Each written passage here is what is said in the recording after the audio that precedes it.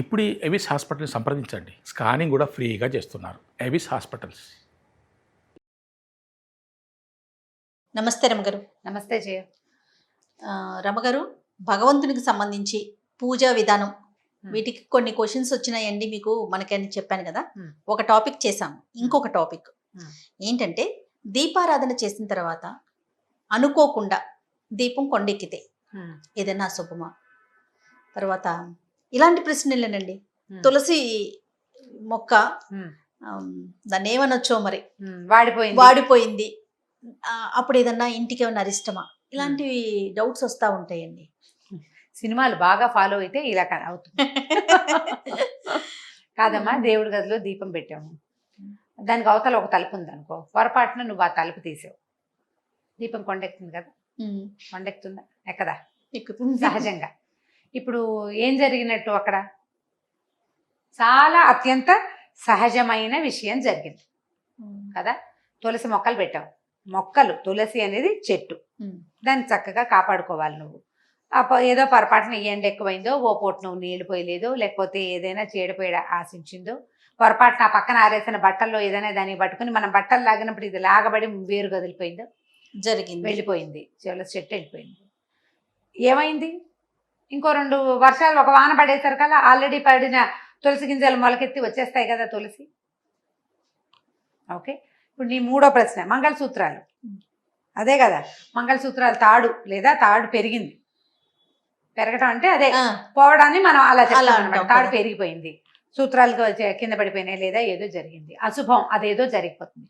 తెలుగు సినిమాల్లో సింబాలిక్గా చూపించడం కోసం ఏదైనా అశుభం జరుగుతుంది అనడానికి ఒక సూచనగా దర్శకత్వ ప్రతిభ చూపిస్తారనమాట, సింబాలిజం తోటి.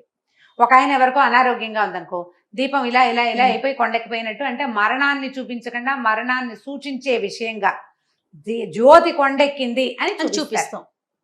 ఇది చూసి దీపం కొండెక్కిపోతే చచ్చిపోతారనే భావనలోకి వస్తే ఎలా మీరు? సహజమైన విషయం కదా ఇది, ఒక సహజమైన క్రియ. అవును. కుంకుమ భరణ కింద పడిపోయింది, కుంకుమ పడిపోయింది, పసుపు కింద పడిపోయింది, కొంప మునిగిపోతుంది, ఏదో దూరంగా వెళ్ళిన వాళ్ళకి ఏదో అయిపోతుందని. ఇవన్నీ ఏంటంటే మనకి కాలక్రమంగా ఇవి మనం చూసి చూసి చూసి చూసి బుర్రల్లోకి ఎక్కించుకున్నాం. పసుపు, కుంకుమ, మంగళసూత్రాలు, తులసి చెట్టు, దీపము, ఇవన్నీ పవిత్రమైన విషయాలు. హ్యాండిల్ విత్ కేర్, జాగ్రత్తగా హ్యాండిల్ చేయవలసిన విషయాలు. చేయి జారి పడకూడదు. అయ్యో మంగళవారం పూట పడిపోయిందా, అయ్యో శుక్రవారం పూట పడిపోయిందా, పడకూడదు. పడకూడదంటే ఏమిటి అర్థము? పడితే కొంప మునుగుతుందని కాదు, పడకుండా ఉండాలనే జాగ్రత్త నువ్వు వహించాలి, నువ్వు శ్రద్ధగా ఉండాలి. దీపారాధన చేసినప్పుడు అవతల తలుపు తీయకూడదనే జ్ఞానం నీకు ఉండాలి. నీకేం కావాలి ఇక్కడ? పాయింట్ శ్రద్ధ, అది కావాలి. నిన్ను శ్రద్ధాళువుగా ఉంచడం కోసం ఇట్లా ఇది జరిగితే, ఇలాంటివి జరిగితే అశుభం జరుగుతుందని ఒక భయం కల్పించారు మనకి. సినిమా వాళ్ళు దాన్ని బాగా వాడి అది జరిగితే ఇది జరగాల్సిందే అని నిన్ను నమ్మించారు. కానీ చాలా మంది రమగారు నిజంగా నమ్మేసి ఎంత మానసిక ఆందోళనకి లోనవుతారో రమగారు, అదే ఆలోచిస్తూ ఉంటారు. ఇలా జరిగింది, ఏం వింటాము, ఏం జరుగుతుందో అనేసి. ఏదైనా ఒక వార్త విన్నారనుకో, దీన్ని దాన్ని కనెక్ట్ చేసుకుని ఇదేదైనా అవగానే అది జరిగి తీరుతుందని చెప్తారు. అమ్మా, అలాంటివి జరగవు. అట్లా ఏ భయము పడద్దు. మనకి ఏది జరగాలనుంటే అది కుంకుమభరణ కింద పడకపోయినా, దీపారాధన కొండకపోయినా జరగవలసింది జరిగి తీరుతుంది. దీన్ని దాన్ని కనెక్ట్ చేయబోకండి. ఇప్పుడు నువ్వు కుంకుమభరణ తీసి పైన పెడుతున్నావు, పొరపాటున చేయి జారింది, నువ్వు ధ్యాసలో ఇది పెడుతుండగా ఎవరు పిలిచారో అటు చూసావు, ఫోన్ మోగింది, ఫోన్ కేసు చూసావు, లేదా ఫోన్ చూసుకుంటూ దీన్ని ఇక్కడ పెట్టబోయావు. నీకు శ్రద్ధాలోపం వల్ల వస్తువు జారి కింద పడుతుంది. కానీ గాజు గ్లాసు పగిలినా, గాజు వస్తువు పగిలినా కూడా కొంప మునిగిపోతుందని ఏమీ మునగదమ్మా. శ్రద్ధ వహించి చేయాలి. ఇప్పుడు దీపారాధన ఎక్కడ చేస్తాం మనం? భగవంతుడి దగ్గర చేస్తాం. దేవుడి దగ్గర దీపం పెట్టుకునేటప్పుడు అత్యంత శ్రద్ధతోటి చెయ్యి. నీ శ్రద్ధ నిన్ను కాపాడుతుంది. నీ శ్రద్ధ అంటే ఏం చేయాలి? నువ్వు ఒత్తులు చక్కగా సమంగా వేసి సరిపడగా నూనె పోసి అవతల ఇవతల నుంచి గాలి రాకుండా చేయాలి. అప్పుడు దీపం చక్కగా నిలబడి ఆ నూనె ఉన్నంత వరకు శాంతం కాలుతుంది. ఒక 2-3 గంటల పాటు దీపారాధన చక్కగా కొండెక్కకుండా ఆఖరి నూనె డ్రాప్ అయిపోయేదాకా దీపం వెలిగి మనకి ఒక ప్రశాంతతని కలిగిస్తుంది. ఒక భగవద్ ఆరాధన చేసాం, ఆయన మన యందు ప్రసన్నుడయ్యాడనే భావనని మనకి కలగజేస్తుంది. ఇందులో చాలా ప్రధానమైంది నూనె ఒత్తులు, దాంతోపాటు శ్రద్ధ లేదు. నూనె ఒత్తులు దీపారాధనకు ఉంది, ఎంత ఇంపార్టెంటో అదే మోతాదులో నీ శ్రద్ధ ఇంపార్టెంట్. ఎన్ని ఒత్తులు వేయాలి, 2 వేయాలా, 3 వేయాలా, 5 16 వేయాలా అనే సమస్యలు వాటిని ఆలోచిస్తాం. కానీ మీరు అన్నట్లుగా ఆ శ్రద్ధ ఎంతవరకు మనం శ్రద్ధ పెడుతున్నాం దీపం మీద అనేది ఆలోచించలేకపోతే దానికల్లా వెనకాల ముందు ఎక్కడా మీరు గాలి రాకుండా చేయండి. గాలి లేని ప్రాంతంలోనే దేవుడి గూడుని ఏర్పరచుకోవాలి. అలా గనక ఏర్పరచుకుంటే అప్పుడు గాలి రాకుండా ఉంటుంది, దీపారాధన కొండెక్కదు, ఈ భయపడాల్సిన అవసరం లేదు. తాళి గురించి చెప్దాం. ఇది ఒక చాలా పెద్ద పొరపాటుగా కొండెక్కితే రమ్మగారు, కొండెక్కితే మళ్ళీ వెలిగించు, అంతే, అదే మార్గం. కొండెక్కితే ఒత్తి ఎగసం దొయ్యి. నీకు ఎప్పుడు అన్నం తిన్నాను లేదా బాత్రూంలోకి వెళ్ళి వచ్చాను డౌట్ ఉంది, దీపారాధన కొండెక్కిపోయింది, బాత్రూంలోకి వెళ్ళి కాళ్ళు చేతులు కడుకురా, కాళ్ళు చేతులు కడుకో, నోట్లో నీళ్ళు పోసుకొని పుక్కిలించి ఉమ్మే. నువ్వు ఏదైనా ఎంగిలి నోట్లో ఉంటే కాళ్ళు చేతులు కడుకో, మొహం కళ్ళు కావాలని మొహం కూడా కడుకో, మొహం కడుకొని నీళ్ళు పుక్కిలించి ఉమ్మేయండి, కాళ్ళు చేతులు తుడుచుకోవడం, దీపం ఎగసం దోసి మళ్ళీ వెలిగించండి. ఏమీ తప్పలేదు, భయము పడక్కర్లేదు. మనకున్న ఈ పరిస్థితిలో ఉన్న అనవసరమైన భయాందోళనలకి తోడుగా ఇవి కూడా యాడ్ చేసుకుంటే మంగళసూత్రాల సంగతి చెప్పాలమ్మా. మీకు హిందూ వివాహంలో అత్యంత ముఖ్యమైనది జీలకర్ర బెల్లం. తాళి వివాహం తాలూకు సిగ్నిఫికెన్స్. ముహూర్తము జీలకర్ర బెల్లం ఒకళ్ళ తల మీద, ఒక బ్రహ్మరంధ్రం మీద ఈ జీలకర్ర బెల్లాన్ని పెట్టటమే అత్యంత ముఖ్యమైనది, కీలకమైనది. తాళి చూడండి ఒక్కొక్క చోట ఒక్కో రకంగా. జీలకర్ర బెల్లం కాకుండా మెంతులు బెల్లం పెడతారా ఎవరైనా? పెట్టరు. జీలకర్ర బెల్లమే ప్రతి చోట పెడతారు, ప్రతి పెళ్లిలోనూ మనం అదే పెట్టుకుంటాం, మన ముహూర్తం అది. ఇప్పుడు ఏం చేస్తారు, కొన్ని చోట్ల ఒక్క తాళే కడతారు. అవును కదా. మా పెళ్లిళ్ళల్లో, సాధారణ అందరి పెళ్లిళ్ళలోనూ ముందొక సూత్రము తర్వాత ఒక సూత్రము 2 సార్లు కట్టిస్తారు. సినిమాలో లాగా 2 మంగళసూత్రాలు ఒక తాడుకే పెట్టి కట్టడం అనేది అసలు జరగదు హిందూ వివాహాల్లో. 2 తాళ్ళు కడతారు. మొదట ఒక్కొక్క సూత్రాన్ని తాడుకి ఎక్కించి పెడతారు.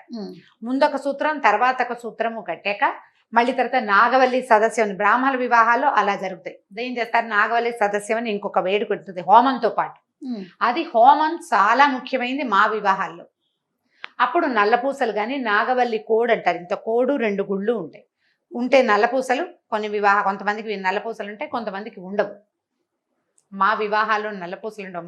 మా సెట్లో సబ్సెట్స్ ఉంటాయి కదా, మా సబ్సెట్లో నల్లపూసలు కట్టరు. ఒట్టిగా పసుపు తాడికే ఈ కోడు గుళ్ళు కడతారు.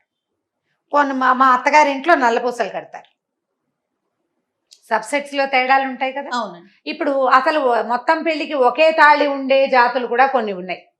కొంతమందికి తెలుసు సూత్రంలో ఒక తాడే ఉంటుంది, ఒక బళ్ళే ఉంటుంది, 2 ఉండవు, సినిమాటిక్ గా ఉండవు. కొంతమంది తమిళ సాంప్రదాయం ఉన్న వాళ్ళు శివసూత్రం కడతారు. అసలు మంగళసూత్రం ఇలా బిళ్ళగా ఉండటం ఉండదు, వాళ్ళకి ఇలా వంకరగా తమిళాక్షరం లాగా ఉంటుంది, అది శివసూత్రం అంటారు. ఇప్పుడు తాళికి ఇంపార్టెన్స్ ఏమిటి, నువ్వు ఇది వివాహానికి ఇది ప్రతీక, నువ్వు దాన్ని జాగ్రత్తగా చూసుకోవాలి, పవిత్రంగా చూసుకోవాలి. భర్తతో సమానంగా తాళిని గౌరవించాలి. తాళిని ఎంత గౌరవిస్తావో అదే గౌరవం భర్తకి ఇవ్వాలి. ఆయన్ని తిట్టి దీన్ని జాగ్రత్తగా పెట్టుకోవడం కాదు. వాళ్ళకేమో అక్షింతలేసి దీనికి మాత్రం రోజు లేవగానే బొట్టెట్టి కళ్ళకద్దుకోవటం. ఒకవేళ ఇది పెరిగిపోయింది అనుకోండి, పెరుగుతాయి, తాడుతోటి కట్టుకుంటాం కదా, పసుపు తాడు ఒక మామూలు బంగారు గొలుసుకి లేదా పసుపు తాడుకి కట్టుకుంటాం. అప్పుడప్పుడు పెరుగుతాయి, భయపడాల్సిన పని ఏం లేదమ్మా. వాటిని ఇంకొకసారి చక్కగా పసుపు నీళ్ళు పోసి కడిగేసి పాలు పోసి కడుగుతారు కూడా. సిద్ధాంతం ప్రకారం పాలు పోసి కడిగి తర్వాత మంచినీళ్ళు పోసి కడుగుతారు. పసుపు నీళ్ళల్లో తోటి కడిగేసి ఒక మాట దేవుడికి దండం పెట్టుకుని మళ్ళీ సూత్రధారణ చేసేసేయచ్చు. భర్తలతోటే కట్టించుకోకర్లా, మనమే కట్టుకోవచ్చు. ఇది ఒక 6 నెలలు 4 నెలల తర్వాత ప్రతిసారి దాన్ని మార్చుకుంటూ ఉండండి. తాడు మురికేయి పలచబడిపోయి తెగిపోయేదాకా ఎందుకు ఉంచుకోవాలి? శుక్రవారాలు, మంగళవారాలు, గురువారాలు కూడా కాకుండా మన ఇళ్లలో పద్ధతి, మన పెద్దవాళ్ళు దీనికి నాబోటి వాళ్ళని అడగకూడదమ్మా. మీకు స్ట్రిక్ట్లీ చెప్తున్నాను నేను. మంగళసూత్రాలు ఎన్ని నెలల పూసలు వేసుకోవాలి అని ఒకరిని ఎవరినో ప్రశ్నిస్తే వాళ్ళ కులాచారం ప్రకారం ఎన్ని వేసుకోవాలో చెప్తారు. వాళ్ళకి మీ కులాచారాలు, మీ ఇంట్లో ఉన్న పద్ధతులు తెలియవు, వాళ్ళు చెప్పింది వినకూడదు. పోనీ వింటామా అంటే అది పోనీ చెయ్యరు. వింటారు వాళ్ళు మీరు ఒకటే జాతని మీకు తెలిస్తే పోనీ అదొక రకం. మీ ఇంట్లో పెద్దవాళ్ళని అడగండి, లేదా మీరు మీ వివాహం చేసిన పురోహితుడిని కనుక్కోండి. సోషల్ మీడియాలో అడగకూడదమ్మా దీన్ని. వీటిని మన ఇంటి ఆచారం ప్రకారం చేయాలి. ఎందుకంటే ఇప్పుడు మీరు ఇది పాటిస్తారా ఒకటి, రేపొద్దున మీ పిల్లలు దాన్నే పాటిస్తారు. ఎవరిదో ఎందుకు పాటిస్తారు మీరు? నాదెందుకు పాటిస్తారు? రామారావు గారు ఎవరు? మీ చుట్టమా? మీ మేనత్త? మీ అమ్మమ్మ? కాదు కదా, కాదు. నేను ఎలా కానో మిగిలిన వాళ్ళు ఎవ్వరూ కూడా మీకేం కారు.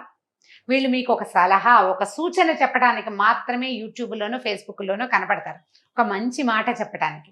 అంతేగాని వాళ్ళ పద్ధతుల్ని మీ చేత పాటింప చేయటానికి కాదు. ఇప్పుడు ఏం పెడితే బాగుంటుంది పిల్లాడికి? ఏదో చెప్తాం, చేయండి, బాగుంటుంది. హెయిర్ స్టైల్ ఎలా చేసుకోవాలి అడగండి, బాగుంటుంది. మీ మంగళసూత్రాలు ఎలా కట్టాలో, మీ ఇంట్లో పూజ ఎలా చేసుకోవాలో వాళ్ళు చెప్పకూడదు, మీ ఇంట్లో వాళ్ళు చెప్పాలి. మీ పద్ధతిని అప్పుడు మీ సంస్కృతి క్యారీ ఫార్వర్డ్ అవుతుంది, ముందుకు వెళ్తుంది. మీరు మా పద్ధతులు ముందుకు తీసుకెళ్ళొద్దమ్మా. ఎవరి పద్ధతుల్ని కొన్ని మన కుటుంబ ఆచారాలు, కులాచారాలు, మనం పాటించేవి, మన గ్రామాల్లో పాటించేవి, మన పెద్దలంతా పాటించిన ప్రకారం ముందుకు తీసుకెళ్ళండి. కొన్ని అద్భుతమైన విషయాలు ఉంటాయి. భగవంతుడిని ఎట్లా ప్రార్థించాలి, జీవితాన్ని ఎలా ముందుకు తీసుకెళ్ళాలి, భయాన్ని ఎలా పోగొట్టుకోవాలి, ఏం చేయవలసిన మంచి ఏమిటి, చేయకూడని చెడేమిటి, ఇది అందరి దగ్గర నేర్చుకోవాలి. మనం అందరూ చెప్పాల్సిన వాళ్ళే, ప్రతి వాళ్ళు చెప్పాలి, అందరి దగ్గర తెలుసుకోవచ్చు.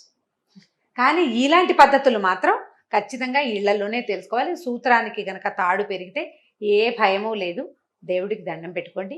ఒకవేళ తాడు పెరిగింది శుక్రవారం అయినా భయం లేదు, మీరు ఆ రోజే ఆ తాడు కట్టేసుకోవచ్చు. తులసమ్మ ఒకవేళ పరమపదిస్తే ఇంకొక తులసిని నాటుకోండి.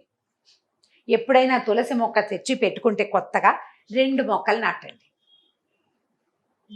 తులసిని పెంపొందించండి, ఇంట్లో